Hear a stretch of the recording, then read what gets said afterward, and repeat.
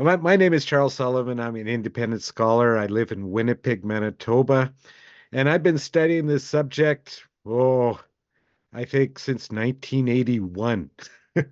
Uh,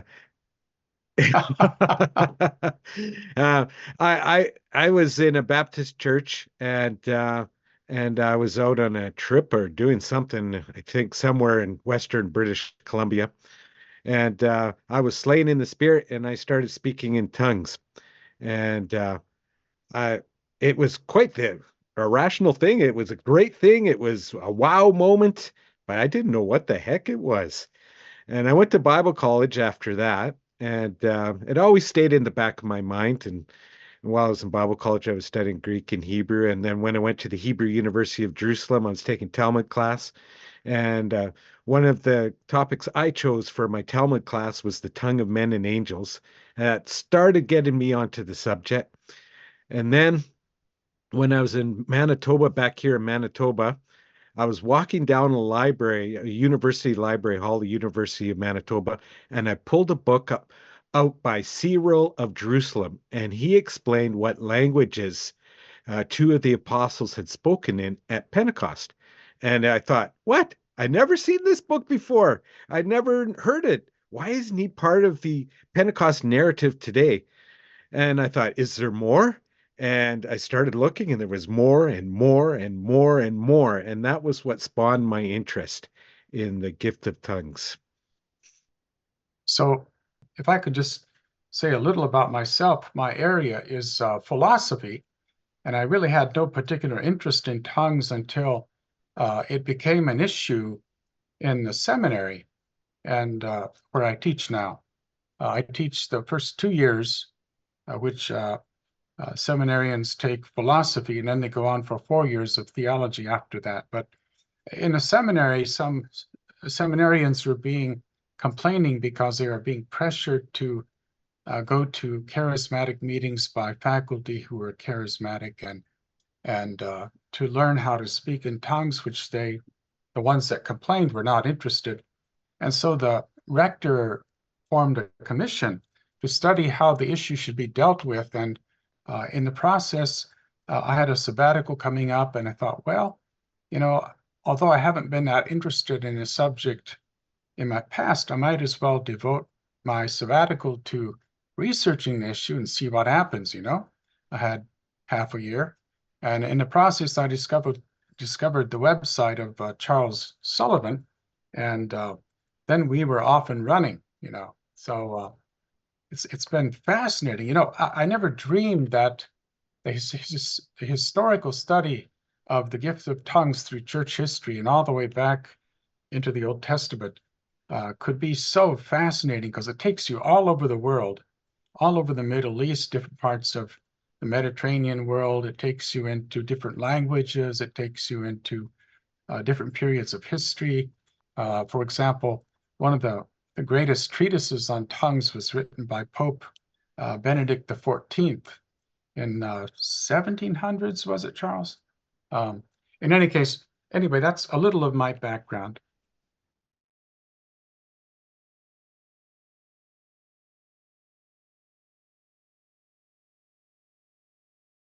Yeah, I think, one thing that I need to remind myself to bear in mind is the question, what is the sort of bird's eye view of all of this? How is this important? What does Yeah. this do for our understanding of what have come to be called tongues, but is really a modern redefinition? Um, and I think, we've talked about how the Pentecostal movement in 1907 redefined tongues uh, in a document, a journal article written by Alfred Garr as kind of language of the spirit, but it was actually these German liberal German theologians who actually began to sort of redefine tongues in a very kind of non-intellectual, emotional sort of as an emotional phenomenon, right? Yeah. And this would coincide with what people today understand to be tongues, personal language of praise and worship or something of that sort. I'm going to backtrack a little bit here, Philip, so that the audience, Kevin, will understand what we're trying to establish here, is that through our studies of the perceptions of tongues throughout the centuries, number one is the fact that it was the miracle of speaking or hearing a human language for about 1800 years. The doctrine, it varied a little bit, but it didn't go outside of that shell. And then when the 1800s came about, then it's then there was a new addition to the Christian doctrine of tongues. It was glossolalia. That interpretation wasn't known before that or that practice. It's not in recorded Christian history before that period. And so what we're discussing is the fact, how did that get added to the Christian doctrine of tongues? And that's what we're talking about now. Pentecostals, we will go on to, but that's the third dimension where the Pentecostals, what they thought it was also the miracle of speaking in foreign languages, but when they were in Azusa Street or the Hebden Mission or wherever they were in North America or whatever, and they had the experience and thought they had the gift of foreign languages, and they went as missionaries out and they discovered they didn't have the gift. That's where they started looking at the German dictionaries and the commentaries and stuff like that, and they saw that glossolalia was like a language-like substance, but not quite. And so they modified it and said it's a heavenly prayer language based on those German academics and authors and commentators. Just as an oversight in a shell, that's what we're trying to explain here.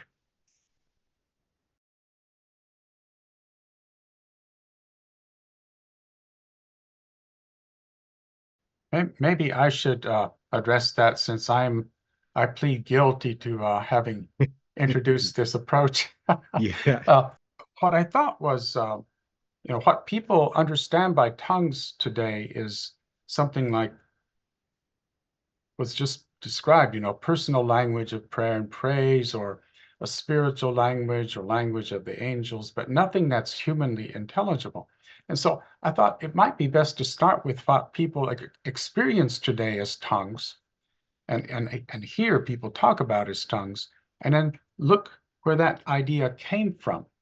And so the idea that I came up with was approaching our study as kind of an archaeological excavation, starting at the surface level, which is today's experience, and then digging down to the historical, uh, earlier and earlier historical levels. So in the first volume, we start with the charismatic renewal and with the Toronto blessing and various things like that, and go back to some of the earlier movements like the holiness movement, and where that started, and earlier even back to the Irvingites in the 1830s, right? The Irvingites, so Edward Irving and his movement. And then in the second volume, we start with the treatise of Pope Benedict the 14th, which I think is in the 18th century, so the 1700s.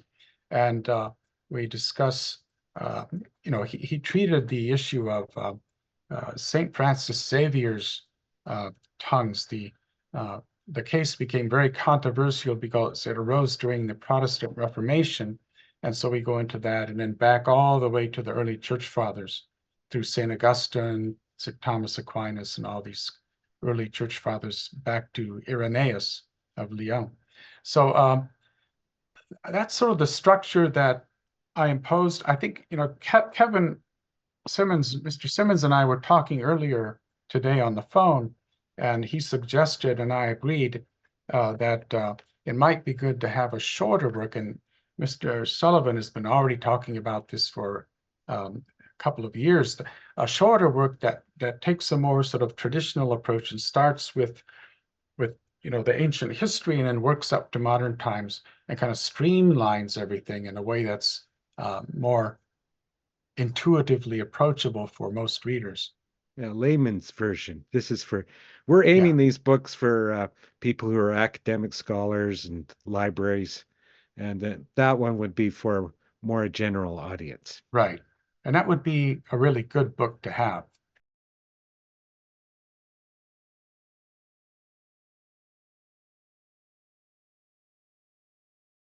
What might help is just considering the subtitles of each of the volumes. The first volume, which starts at the surface level, is called the subtitle is The Modern Redefinition of Tongues.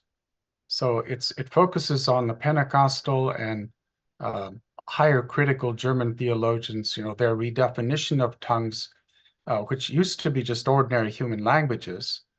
The word tongue, glossa in Greek, there are other equivalents in Syriac and and so forth. But there are two meanings that the word has had in church history.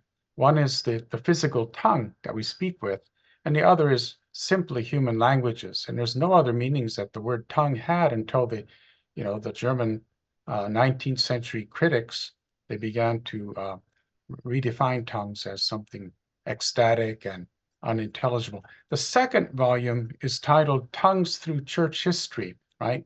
So that's the subtitle, Tongues Through Church History. So it goes all the way from going backwards from the 1700s back to the early apostles, right? To the apostolic times. So Irenaeus, who died around what in the early second century. So and then the third volume, which we're working on still, hopefully it'll be sent to the publishers this August, is called The Tongues of Corinth. And in a way, that's going to be the most interesting and most challenging and most controversial volume because it really deals with the heart of what most Pentecostals and charismatics would see as the biblical basis for their understanding of tongues, which they take to be Paul writing in a kind of mystical way, a kind of mysterious way about something very strange, which he calls tongues.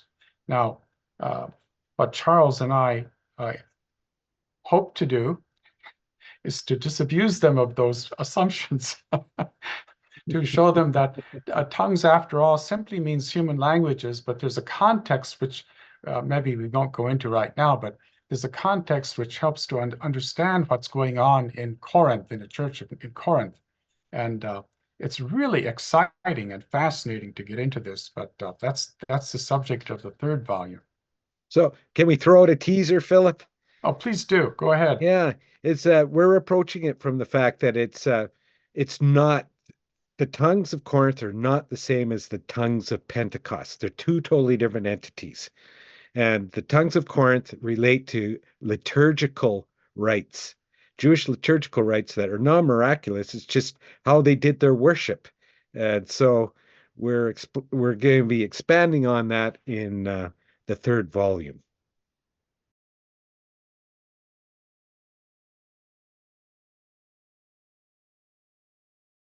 I think that there's two modern redefinitions.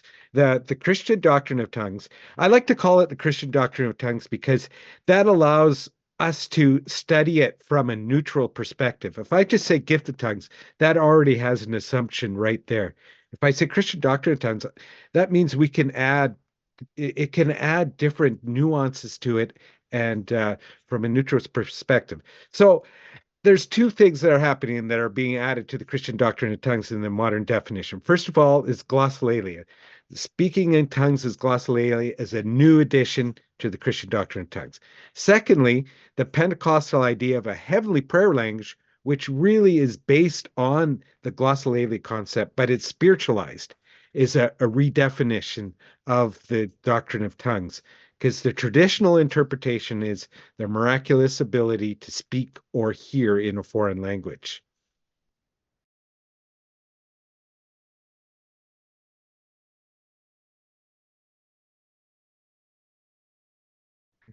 I believe it was they had choices either to admit they were wrong or they had to redefine it, and they chose to redefine it. That's a very good question. The Pentecost movement as a whole, which was very fragmented at the time, once it started fomenting, uh, becoming more institutionalized, they started to say, well, it was wrong to say all along that it was a missionary tongue for the expansion of the gospel to all the nations. It should have always been a private prayer language or a secret language or a definition that it was non-human language.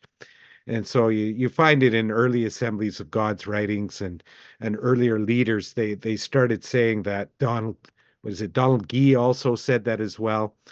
And Right. so they redefined it to that. And they the thing that I find very not startling, but curious about is the fact that most Pentecostals don't know that history.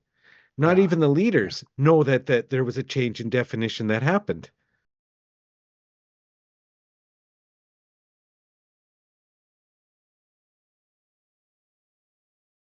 The development of glossolalia and tongues as a private prayer language is is partially based on the rejection of Catholic history, because the Protestants look at it as myth and legend from about 200 AD to about 1500 AD or later than that.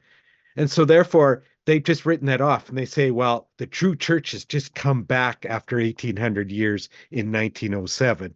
And so the Protestant, especially the Pentecostal view, is kind of like in their view of history, 100 to 200 AD is the Christian church vital.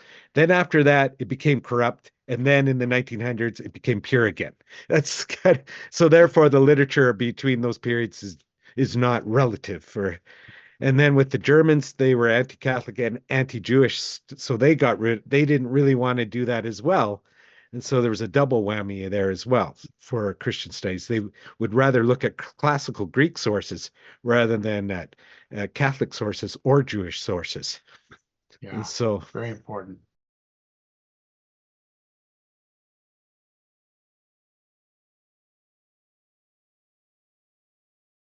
yeah, there's a very big bias there. Total ignorance of historical literature. If we had, if there wasn't that ignorance and we had available in English in easily availability, not too expensive, but people had it in their hands, we wouldn't have the controversy we have today. It couldn't happen. But it's based on the fact that we've we just erased history for a period of time and won't look at it.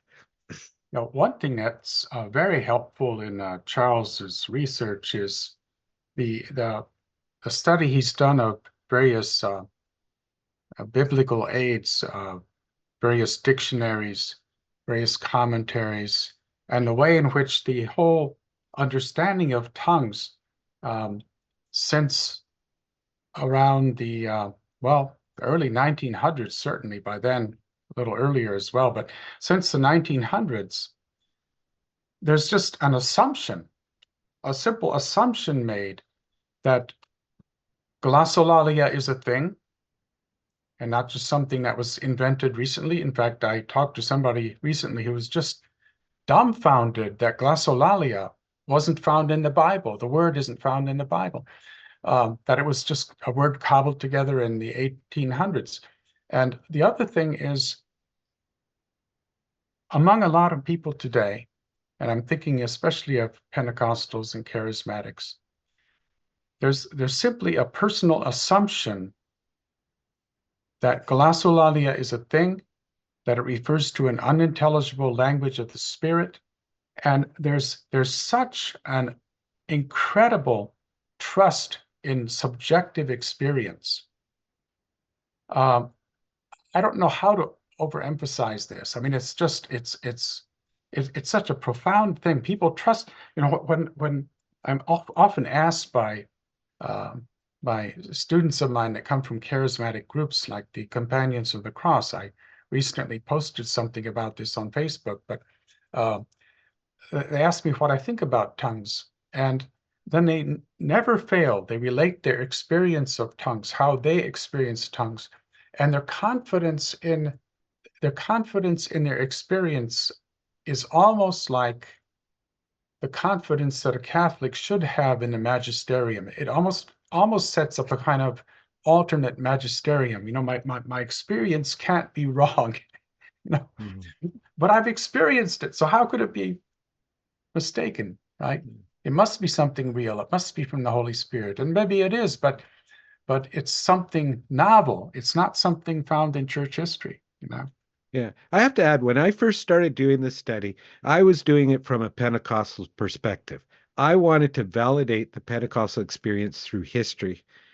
But when I started reading Augustine, especially because he was at the start, he did not align with the Pentecostal experience. Thomas Aquinas, too, who is a mystic himself, did not align with the Pentecostal experience. So I was either forced uh, to admit that my thesis was wrong, and I did, because the modern Pentecostal experience does not align with history. I could not make it, so I had to look at it and see, well, what did history say? And these books and my website is a result of what I think history has said. Yeah, and experience is a very powerful thing, right? It's hard to argue with because somebody wasn't there. If they want to argue with you, it's like, were you there? No. Well, then sit down. Um, and I think that there could be a conviction. There's certainly a sense of that of power or conviction that comes with it, and it's but it's subjective. And so, Dr. Blosser, I think you have a good focus there when you say you point all that up. But you say, but it's not in church history. That's the objective reality. The adequation of the intellect to the reality that is outside. So, like I mentioned earlier with my own experience in November, that letting down of 2001, the letting down of the intellect, right? Right. In my own experience of this and people attempting to get me to do all of this, I actually know exactly what they're talking about because I'm very attuned to what goes on interiorly and not just on an exterior level. And when they say you have to let down, they're basically saying you have to let go of your rationality. And that is what makes us human and separates us from the rest of the animal kingdom. So to let that down, I call it the let down doctrine, by the way. If we subscribe to the let down doctrine and we have to let down our intellect in order to let this work, well, then you've lost critical thinking. And so at the moment you sit there and when if somebody is supposedly being prayed over and they're getting, or they are being prayed over, I should say, but supposedly then getting the spirit and then doing, well, somebody from the outside looking in would say, what's the difference between an authentic manifestation of the spirit, if this is authentic, versus somebody who's just having this ecstatic emotions overrun because they've got the praise and worship genre of music going, they've got the strobe lights and they've got this ambiance and everything's all hyped up to be this one big gigantic moment, and if you are somehow not swept away with it, you must be bad. And so there's a social pressure. It's worse with teenagers, by the way. I've been at the summer conferences with these things, and teenagers who don't have an adult grasp on their emotions. What are we doing here? So you have this ecstatic, intense emotional experience, and everything's just running through you, and it just comes out this gobbledygook of noises. So what's the difference between that and what you say is an authentic manifestation of the Spirit? And so when you got in your books talk about this, that's why I'm fascinated, because I'm like, they're saying the quiet part out loud,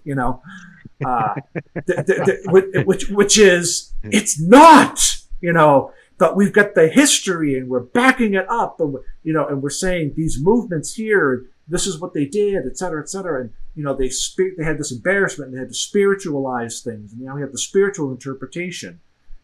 Whereas St. Paul was just being hyperbolic when he said, if I speak in the language of angels, well, we know he's speaking hyperbolic because if we turn to a philosophy of the human person, what causes language? Movement of the vocal cords. But to do that, you have to be a physical material being, and angels are pure spirits. So they don't have vocal cords. So there is no verbal language among the angels as we understand it. So how do we do this? And that's where it goes back, like Mr. Sullivan, you mentioned about Aquinas earlier. You started reading Aquinas and everything. yeah, that's they go into these. Dr. Blas, is the proper word etiology? Is that the word I'm looking for? Like the origin of human of species and like the Etiology, I think philosophy that's of right. them. I think Yeah, that's right. they go back to the origin of everything. So a human being, well, what is the philosophy of the human person? And we look at what is versus what we think or what we want or what we desire. Again, they're objective, subjective. Going back to what we were saying earlier, we have to look at it's the adequation of the intellect that is reality outside. Angels don't have a language. Paul would have known that. So how do they communicate? Well, I believe St. Thomas Aquinas has spent some ink describing that, the communication of knowledge among the angels. There's no language. So Paul must have been speaking in hyperbole.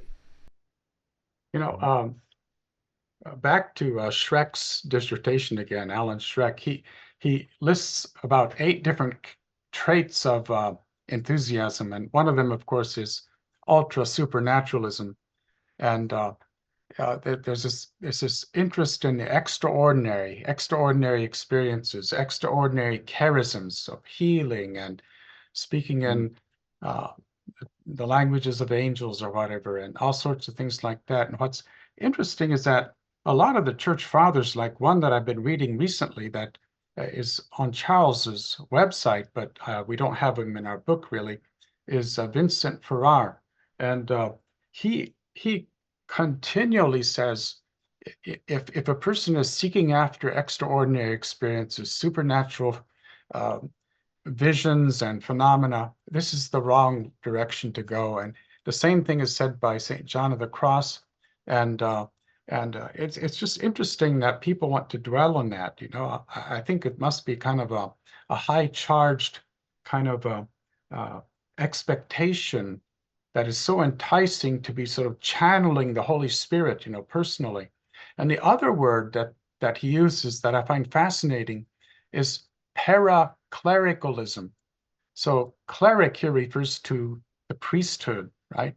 And so paraclericalism is the phenomenon that you get where in early charismatic movements in the Catholic Church, you had people at Notre Dame, for example, calling out, these are laymen, right? Lay folk, they're not priests, but bringing people, dragging them out of bed at night in these little communities and having them confess all their deepest sins to clerics, to non-clerical laymen, right? And so there's this tendency to sort of sideline the ministerial priesthood and elevate what they're doing themselves to a kind of paraclerical level, which I think is really kind of problematic. Well, there's been a lot of trouble that's happened over that very issue in the late 80s, early 90s with the covenant communities. Right. I know, again, going through Steubenville, there was a big scandal that happened in the late 80s, early 90s with the covenant community in Steubenville, Ohio. And I was positioned at a time frame at Franciscan where there was still a lot of people there who were involved with that situation. And even though it was public, I'd rather not still mention any names because I don't remember who exactly was in the literature by name, so I don't want to have any sordid accusations come my way. But it culminated in a report called the Ottenweiler Report, which was subsequently posted online. I think it's on Scribd.com. Right. But I talked to people who were there at that time, one of whom was a theology professor at Franciscan, and you could just see the look of sorrow in his eyes. Like it was a painful period that he didn't really want to talk too much about it. And he said as much to me, politely, not rudely, but just politely. But people got into this and it became very controlling. It was, you have to listen to us or else, you're somehow not obedient to the Holy Spirit, and who wants to be disobedient to the Holy Spirit, but you have to listen to us because we know what we're talking about. Believe us, we have the light, sort of an approach. And there were many abuses, many abuses. People stepped forward. The Father James Labar, who was the chief exorcist for the Archdiocese of New York, he was actually the Grand Inquisitor. But yeah, so it was a very, very sad time. Thankfully, at least we have that report online now, and people could read it for themselves. There's a whole, Tom Yoder, I think was his name. He donated a bunch of documents to a university there in Michigan. I want to say it's U Michigan. I don't quote me. And because there's a big center for the charismatic stuff up in Michigan. Ann Arbor. Yeah. Ann Arbor, thank you. That's it. Dr. Blosser, you mentioned the visions and revelations in relation to the. And you fact check me on this, Mr. Sullivan. I've seen the accent go on either the iota or the first alpha, but it's the charismata. I've also heard it pronounced charismata. The extraordinary charisms are distinct in the theological tradition. Maybe you guys can expound upon this a bit more than things like the visions and revelations. There was a book by Father O'Connor. I just pulled it up here. The Pentecostal Movement in the Catholic Church. Father Edward O'Connor, CSC. Yeah. It came out in 1971. He made a distinction with the extraordinary charisms, or the charismata. And he said that in the tradition, they are actually separate. It's on page 210. On the practical level, the classical doctrine of the charisms has been formed chiefly by St. John of the Cross. He had an extensive experience with this matter both in his own life and in the lives of those for whom he served as spiritual director. His Ascent of Mount Carmel devotes a lengthy treatment to the charisms, Book 3, chapters 29 to 31. The stand that he takes is predominantly negative, i.e. a warning against the harm that comes from rejoicing excessively in the possession of such gifts. The one who does so, he says, leaves himself open to deception either by the devil or by his own imagination. In relying on these charisms, he loses some of the merit of faith, and finally he is tempted to vainglory. Similarly, when St. John discusses supernatural communications that come by way of visions or words, particularly those that are perceived by the imagination or the bodily senses, there's a whole theology behind that, by the way. Right. I almost wrote my undergraduate philosophy thesis on this. Fascinating stuff. Yeah. Book 2, chapter 14 through 20. John of the Cross is mainly concerned to warn against the dangers of deception and of excessive attachment. He condemns the practice of seeking to obtain information from God through persons favored with such communications, chapter 20. Even when God answers the queries that are thus addressed to him, declares the saint, he does so out of condescension for our weakness, and not because he is pleased to be thus questioned. Reason, the gospel, and the law suffice to give us the guidance we need, that God prefers that we go by them, chapter 19. And then he says, if there is anywhere that the Pentecostal spirituality seems to conflict with the classical, it is here. Nevertheless, I believe that even here, right understanding will dissipate at least the greater part of the conflict. St. John of the Cross was not trying to write a complete and integral treatise on the charisms, but was dealing with them only from a very restricted point of view. In the first place, he is concerned with the night of the spirit, or the dark night of the soul. That is, the purification which the intellect, Book 2, will and memory, Book 3, must undergo in order to attain perfect union with God. Faith alone is the proper and proportionate means by which this union can be attained, he insists. In order that the soul may adhere to God in pure faith, it must be detached from every good that is not God and from every other light other than faith. Thus, St. John is not denying the value of the charisms. He acknowledges expressly that they come from God and are given for the service of others. Likewise, he recognizes that God instructs the soul about many things by means of visions and kindred communications. But his point is that such things do not of themselves bring a person into union with God, and that the excessive attachment which they easily arouse interferes with that pure faith which is the only means of union with God. Seen from this point of view, St. John's doctrine does not represent a view incompatible with the Pentecostal movement, but a warning that can be useful to the movement precisely because of the charismatic riches of the latter.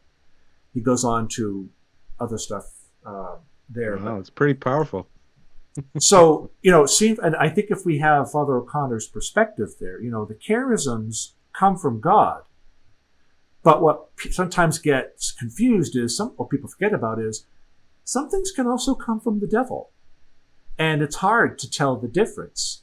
In the Catholic dispensation, we understand, that's what we look at we go to the magisterium and we bring things to the pastors of the church and we subject these things to them. And that's why the charisms are subordinate to the hierarchy of the church, which is a big sticking point, even among some of the more secular religious people.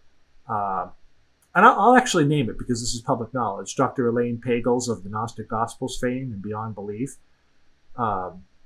She was of this school because I remember reading about it once in one of her books, where she was talking about, she had a high love for, the deep connection that John of the Cross and St. Teresa of Avila had with God, but for their obedience to the church and the hierarchy, I remember that, and I apologize to Dr. Pagels if I'm misrepresenting her position. I'm going by a memory that's about 20 years old, but that's what I remember from reading the book.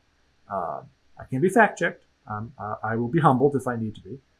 I remember reading that book too, and I was fascinated by it. Very interesting. Do you remember her making that point as well? That's where I'm a little iffy, so I won't weigh in on that. But I remember her addressing that, but I don't remember exactly what position she took. I just remember walking away from it, and the impression I had was that she was poo-pooing that obedience to the hierarchical church. Right. I do remember that. Yeah. So, like with the charisms, there's that deception that can be had, and this is something that I mean, this goes right to your books, is that you're providing some solid material for people to take to prayer, I think, first and foremost, but solid intellectual material for people to look at and say, I have to contend with this history. Yes. Because there are a lot of people who have believed these things. Yeah. Whether it be conflating Pentecost and Corinthians and how we understand those two things, or the spiritualization, or people also believe you can learn the extraordinary charism of tongues. I've come across that in my travels.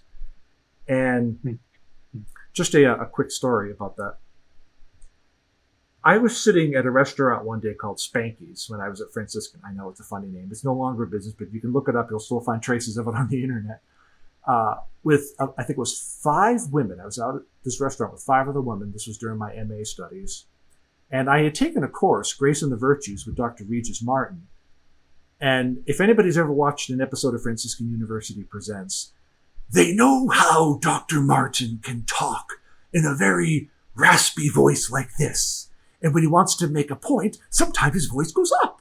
I still remember him telling us in class one day that you can't hold God by the throat and demand or shake grace out of him, because otherwise it isn't grace, because it's not free. I had no idea how much that was going to come into play when I was talking with this group of people at the restaurant. They would talk about learning by the gift of tongues by piggybacking off of somebody who has it, or I would say claims to have it. And I looked at the person and I said to her, no, Betty, I'll call her Betty. No, Betty, you can't hold God by the throat and shake or demand grace from him. That's not how this works. All you know what broke at that table. It was so chaotic, I can't even remember everything. That's how chaotic it was, because I was so busy trying to process it. It got so heated that at one point Betty was just like, or tense might be the better word. She was just like, okay, I think we need to stop now and just pray a prayer, because we are going too serious into this. But no, I stuck to my guns, and she couldn't get past this. She could not get past that point. It was like being thunderstruck. I can only hope it did her some good. But if you guys' books had been available back then, I would have said, no, Betty, read these books. Like they go over this history. It's saved me a lot of apologetic work, But it's, I just wish I knew that history, because I would have said to her, well, you understand the difference between xenolalia and glossolalia, right? So I just said that distinction. Would one of you gentlemen like to tell us about that distinction, xeno versus glossolalia? I don't use xenolalia very much in my literature because people are not familiar with the term. Right. It's the ability to speak a foreign language that you didn't learn beforehand. It usually denotes miraculous ability to speak a foreign language. Versus glossolalia, which is The the being in an excited state of mind, giving words or sounds that sounds like language but aren't language. Well put. And glossolalia, you're saying, was a hodgepodge. Going by what we said earlier in the interview, was it was kind of like a cobbled together by German critical studies, right? Yes. And what were those studies? It's a theory. On? Theory. Okay, so what were those studies on? These were German higher critics, which basically, for our purposes, means they were liberal German theologians. And so they were looking for analogs, that is, antecedents, earlier examples in history of what they understood to be going on in Corinth, which was a mystical language, a mysterious language of the spirit, not human language. And so they, as Charles said earlier, they looked for sources in ancient pagan places like the Temple of Apollo at Delphi or Delphi, the Oracle at Delphi or Delphi, where she spoke languages that were not understood readily by people. Now, it turns out that they were not just gibberish either, as Charles points out in his website, and also in our book, we point out that it was actually in a very elevated sort of poetic hexameter verse. But anyway, that's one of the sources that they look to. And then another source that they look to is the early Christian heretical group called the Montanists. And the Montanist prophetesses, I forget her name, they're two women, Priscilla and who was the other one? Maximilia or something or other. Yeah. But anyway, they spoke in unintelligible gibberish, basically, and maybe Montanus himself did as well. But these practices were said by Bishop Eusebius of Caesarea to be completely not in keeping with the tradition of the church on tongues, and he was actually kind of extraordinarily harsh in his denunciation of the Montanists. But in any case, the German theologians didn't look to Jewish sources. They didn't look to early Christian sources like the patristics. They tried to look at what they considered more credible sources like, the Delphic Oracle and the Montanists, which is kind of ironic. But so a lot of the books are written on things like, Charles mentioned nationalism, and who was it was Herder, wasn't it? Herder, who was one of the early Johann Gottfried von Herder. He was a student of Kant, and he was a German romantic philosopher and theologian. He wrote a book on the gift of tongues in 1787, and basically an English translation, it says a general, let's see, I'm looking at the wrong source here. It's simply called the gift of tongues. Von den Gabe des Sprachen am ersten christlichen. So it's the gift of tongues from the earliest Christian Pentecost, right? And so he made reference to a romantic nationalist reading of tongues, and he associated like the tongues of the Pentecost speakers, the apostles, with kind of almost a kind of Zionistic fervor on the part of Yes, yes, the yeah, Jews, and so yeah, emotion was a big thing, and ecstasy was a yeah. big thing for him. Uh, And and every culture had to have their own language. yeah, Yeah. but there are lots of studies. Yeah, go ahead. So would you say then that there was a liberal slant for sure from what you're saying, and from what I understand in my own studies, I wouldn't dispute that word in this context. Liberal in the classical sense in the 19th century, not as we would necessarily understand it in 21st century America. Yes, Right, good right. point. Yes. Would you say then that maybe they had an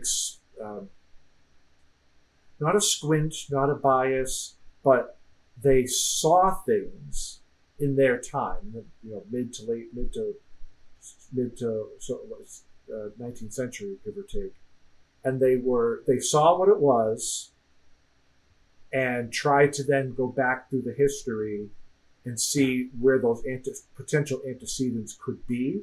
So I'm not phrasing my. It sounds better in my head than how it's coming out of my mouth. But the point generally being that, do you think that they had the wrong concept based upon what they were seeing between England and elsewhere in Europe at the time with the early Pentecostal movement, and they were trying to basically say, this is not anything from God, this is not supernatural, it's just ecstatic utterances, and here's all of human history to prove it. Does that sound better? Yes. Does that make sense? Yeah, yeah. It's an alternative framework that they were trying to interpret the Bible with. And the tongues is one of the casualties of this alternative framework that they built. But the German academics and scholars were so big and so powerful and so influential during that time. There is no rival at that time from English from the rest of the Western world. Like, Philip Schaff went to the United States and he built like the ethos of religious studies in the United States. He's German. That's how we built our academic identity, is through these people. Yeah, very influential, and I think they were looking for a kind of a naturalistic explanation as opposed to a supernaturalistic explanation. So, for example, uh, most of them were contemporaries with what was happening in London, which was the revivals of Edward Irving, called the Irvingite revival. And the Irvingites thought that they were experiencing in the latter days of the world, they thought the world was about to end. They thought that they were experiencing, the outpouring of the Spirit prophesied by Joel. Joel, I think in chapter 2, I forget exactly where, uh, but actually it was gibberish. It was nonsense, and so they didn't believe for a moment that there was any sort of miraculous thing going on here in London with the gift of tongues. So they were looking for naturalistic ways of explaining this, and so they talked about a heightened sort of religious sense of ecstatic enthusiasm and things of that sort. But there are a lot of interesting writings coming out of these groups. For example, in 1829, there's a professor named Krug, Krug. He was a professor at Leipzig in Germany, and he was a successor to Kant at the University of Königsberg.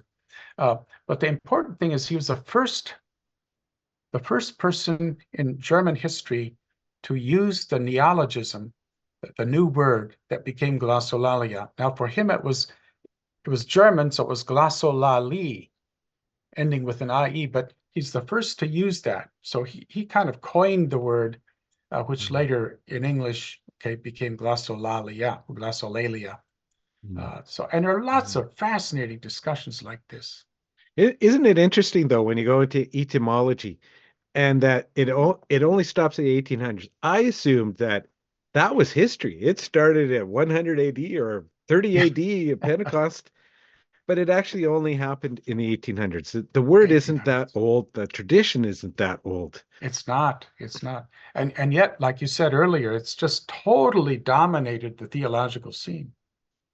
Totally. Like, I know, because I know, just real quick, like I just have to chime in real quick and say that I agree that the literature is just predominated by the German studies. When I was taking biblical studies at Franciscan, we had an awesome professor out there, since retired, named Dr. Andrew Minto.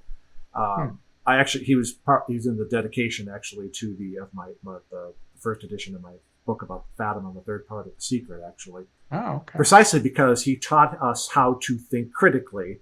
And if it wasn't for him helping me in those early years, I wouldn't have been able to do some of the writings that I've been able to do now. So he was like a very early influential mentor.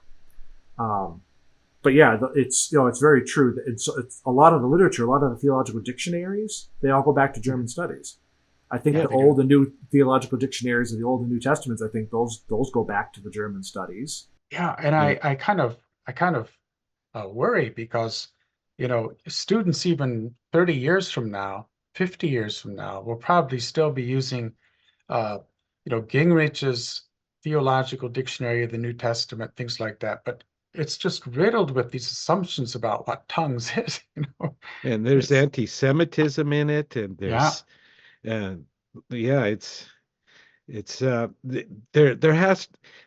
there's no money, there's no movement to replace that though. Like, Yeah. It's there isn't that problematic. momentum to make such big, colossal books like that though, I know. and improve.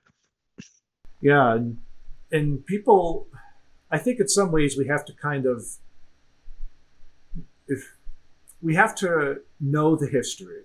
Those who forget history, they say, are doomed to repeat it, as the expression goes. Yeah. And there was a lot of good work that was done, certainly, but there was also a lot of influences. So, Dr. Blosser, you mentioned naturalism, right?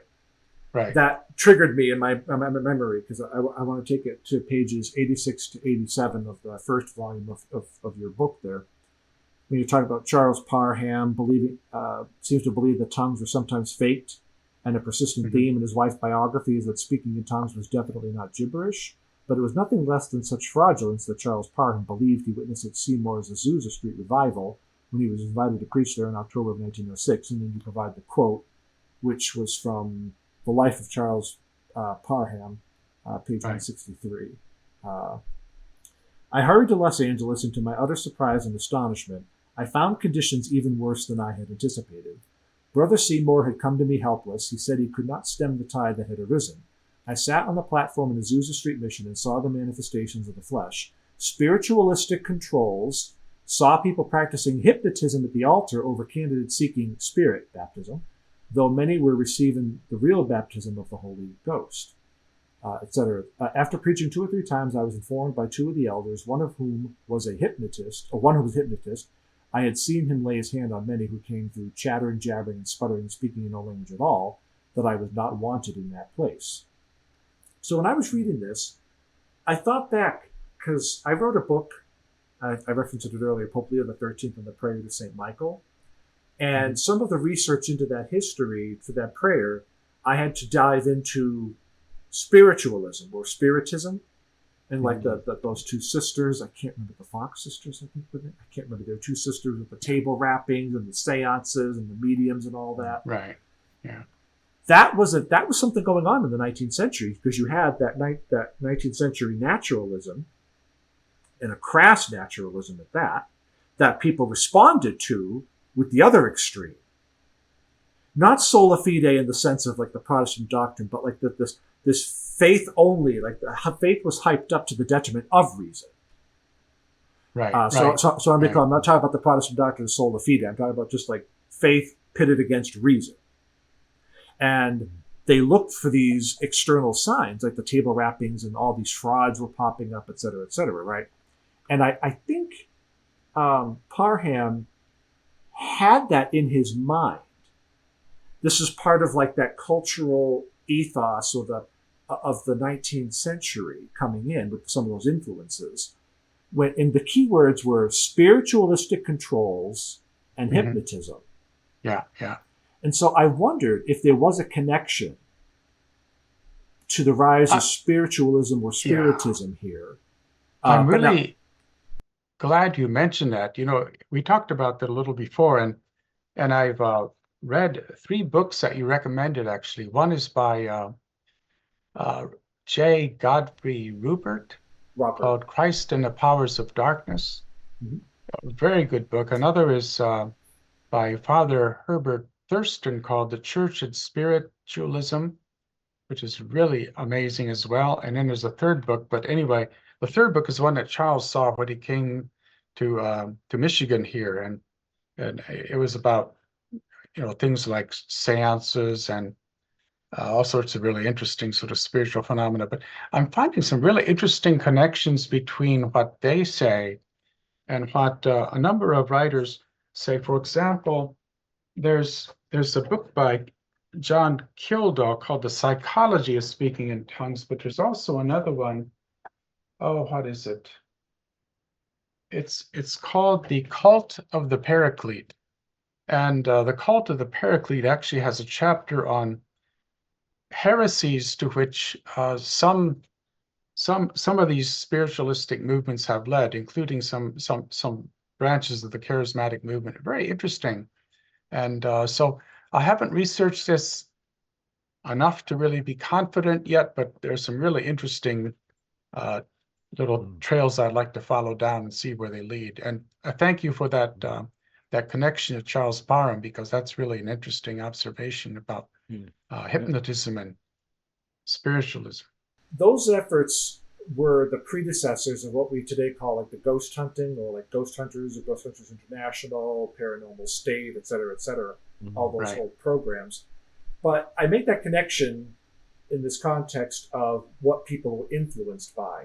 So in the German higher studies, there was this rationalism that was going on, and people have to understand that, because if they don't, then they won't understand why the definitions, like tongues, for instance, was defined the way that it was.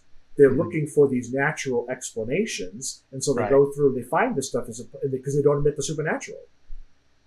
And so similarly, that when we had a discussion, it reminded me of that part of the book of the rationalism and its response with spiritualism. That's why I thought of that connection. So that was, in case anybody was wondering, that was the connection there. It all goes back to a certain response to that rationalism. Yeah, and one of these two writers, I forget which one, but says actually that you're not on solid ground when you simply deny what some people that attest to supernatural experiences say, because things do really happen that are bizarre. Things do happen. I know, well, I shouldn't mention names either, but I know people and who have experienced things, in various meetings, and you can't say, well, you were wrong about the experience you had. Experience is subjective. You experience it, and so you do, but you can interpret it variously.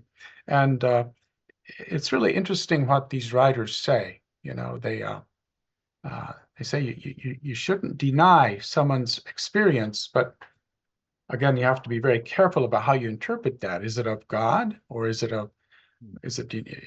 demonic, or what is it? Yeah, and that's why I would love to see more of a deeper connection with that spiritualism or spiritism stuff in the latter half of the 19th century, going into the 19th, because honestly, truly, I see some of that even today, with some of this weirdness going on and the controlling aspect and the hypnotic thing. Like, I always go back to the Heaven's Gate cult with the Hale Bopp comic. I'm old enough. I still remember that guy. He always would look at you in the camera as he was talking, and the eyeballs always were looking like this, like wide open. And I'm like, okay, buddy, I have a stronger constitution than that. You're not going to fool me. I know you're an idiot. Plus, you're also dead, so I ain't gonna help you anyway. But I think some of that kind of stuff does happen, and it's an angle. I don't think it could be a whole thing, but it's definitely an angle that I think should be looked at. And people will get angry for me for bringing that up, but I'm sorry. I have to call it as I see it. Yeah, Charles, I think you're going to say something. Yeah, I think, once again, we're in the perceptions and not the psychology or the sociology. And like spiritualism, I have heard, like especially with Azusa Street, some scholars are saying Azusa Street is being demonstrated as a white movement that spread out, but actually it has its roots in Black spiritualism. And interesting. And I've never really studied that at all, but I have heard that being commented. Interesting.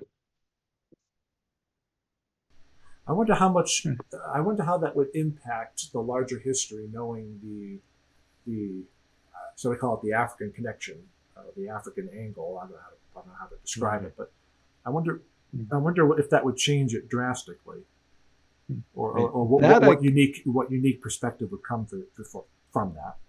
Yeah. I wouldn't know. I've just heard that as a passing. I think there are books written on that, and there are studies on that, but I haven't looked at it in any detail. We mentioned earlier about the Protestant bias towards the history. Your thesis was there was a Latin expression that was being used that the reformers were responding to, and I'm trying to remember what it was. Well, there was an interpolation of words that were not in the New Testament, like unknown tongues. That's it. Yeah. And there was a you argue that there was the Protestant tradition of unknown tongues, page 183. Heteres glosses. And the intent of the Protestant translators of the New Testament was to wrest the presumption of divine authority away from the Catholic Church. And the notion of other tongues was critical for their reinterpretation of tongues once they abandoned the traditional conviction that the gift of tongues always involved actual human languages, et cetera, et cetera. This is one thing where I have to give an honest assessment of what I read. And as I read the chapter, and I'm going, okay, I know that there was a general bias. There's no question in my mind. But I'm curious to know, you kind of promised that, especially in the third volume, there was going to be more of a discussion on this, I think, and more evidence was going to be provided. I'm curious, is there more direct evidence? Because when I was reading the book, and again, like I said, I love this book, but I thought that the direct evidence for this assertion, there wasn't a lot of it. And so, but there were promises that more other materials would be provided, more in discussions. So I wanted to give you guys the chance in case other readers or scholars or writers, whoever, read this and say, oh, okay, well, if there's going to be more in volume 3, well, then we can wait for that. But is there in fact more coming in that kind of like more of like primary sources, or is it just more of the general bias that was there?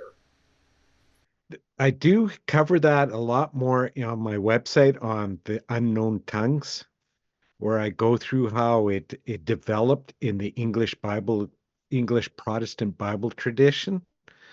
It's not so much in the book, but it is on my website. And maybe, Philip, we're going to have to include that in volume 3 a bit more.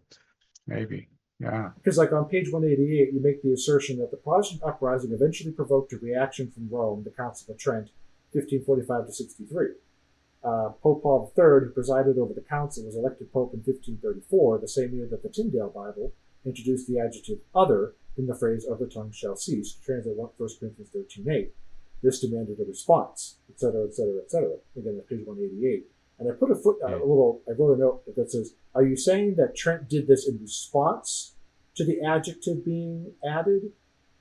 Or is it just more of like a general, a whole swath of things was happening, but it wasn't a specific thing that Trent was trying to do, as much as it was just address a whole bunch of things going on at once. Yeah.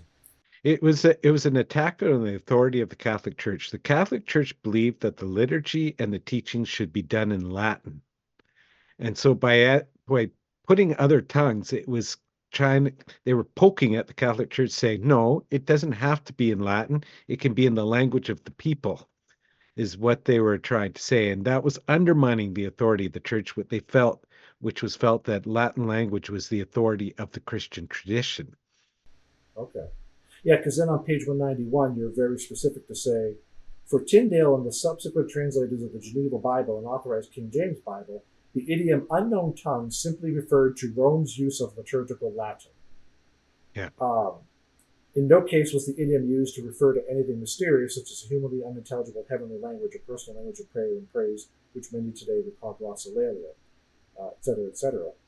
So, like, I read this and I was like, was that really a direct I mean, did they? My question specifically is: did Tyndale and others did they specifically intend heteres glosses, other tongues? Did they write anywhere to say we did this deliberately as a basically thumb to Rome or? Okay. Yeah, that's helpful. okay. That's helpful. Yeah, so having like a direct quote from somebody would be helpful there. Yeah, I mean, I think we it's in the have the evidence. preference. There's only one biblical reference in the New Testament, I think, to the expression unknown tongues or other tongues. And where is it? Is that in Mark or is it in It's in Acts, I believe it is. Acts 2 something? I forget where it is, but Yeah. there's only one, and it clearly refers to the tongues, the languages being spoken by the apostles at Pentecost. But the the smoking gun, so to speak, is the absence of these adjectives like unknown or new or strange tongues, unknown tongues, so forth. In the original autographs, they're just not there, right? They're just not there in the Greek New Testament. And so what you're asking for, Mr. Symonds, it seems to me is it'd be helpful to have a source, like a scholarly source that said this was the motive why they interpolated these adjectives and these neologisms in these idioms, right? This would be very helpful.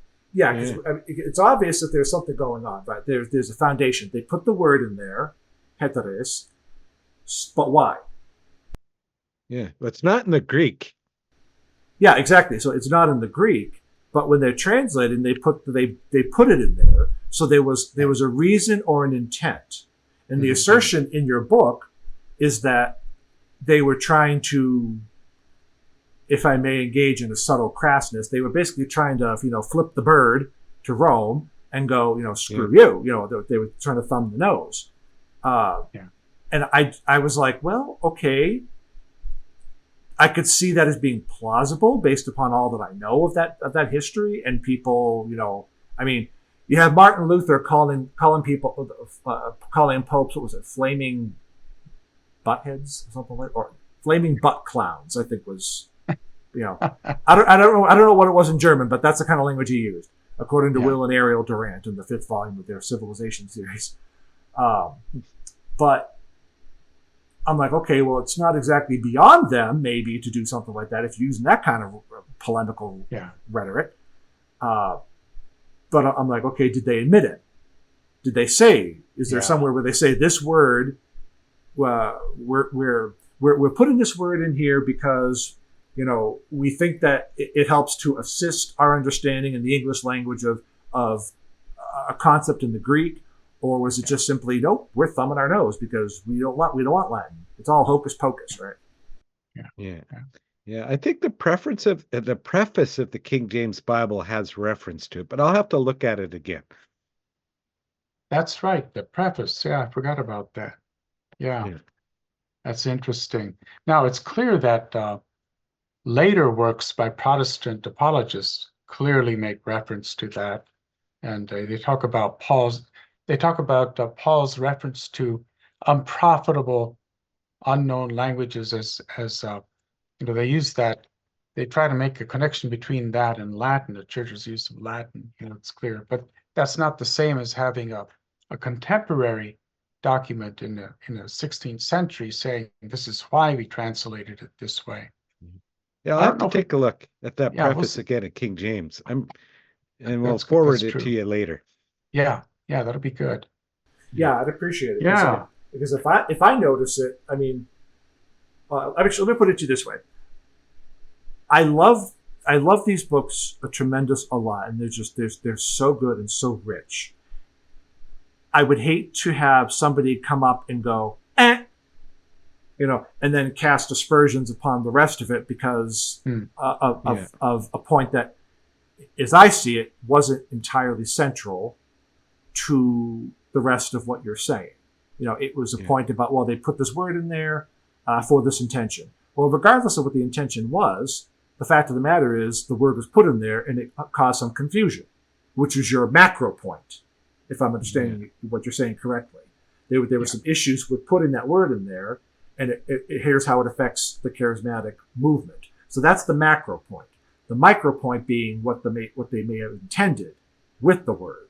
It's still a point, but I look at it as a micro, not a macro point. So it doesn't destroy the thesis of the book or anything. But somebody might go, well, if they messed up here, or if they weren't so careful here, what about the rest of it? How can I trust the rest of it?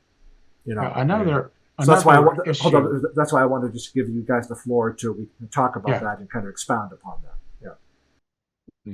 That reference to the interpolations of these words, these adjectives, is found in a chapter that also addresses cessationism, which is the other kind of major movement that is anti-Catholic and stems from particularly the Calvinist movement in the Protestant Reformation. It's kind of symbolized in John MacArthur, right?